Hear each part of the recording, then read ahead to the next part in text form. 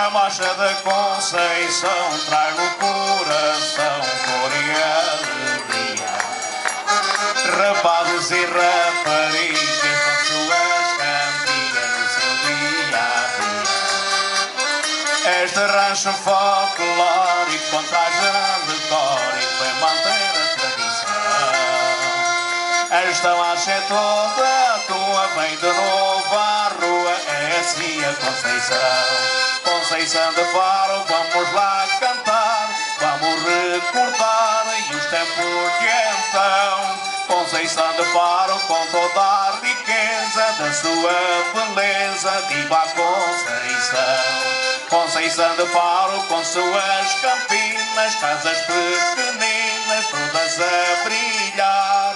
Conceição de Faro, onde o povo canta e a todos encanta quem a visitar.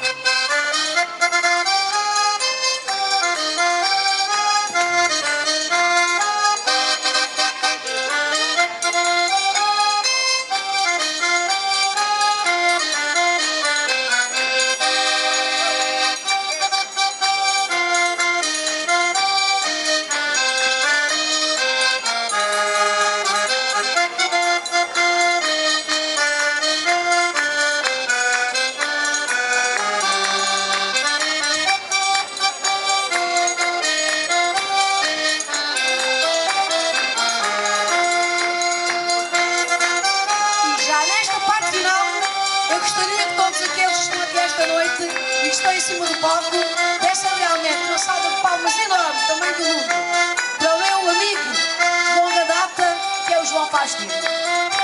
Ele hoje fez o favor de estar aqui. Queria que vocês todos partilhassem comigo esta alegria e que dessem realmente um abraço tamanho do mundo que ele bem merece. Ele há muitos anos está no folclore comigo e hoje esteve mais uma vez aqui presente.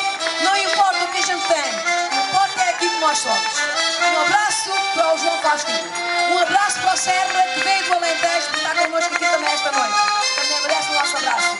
Para eles, que são meus companheiros de luta já há muitos anos, eu queria que vocês partilhassem comigo e dessem uma grande salva de palmas.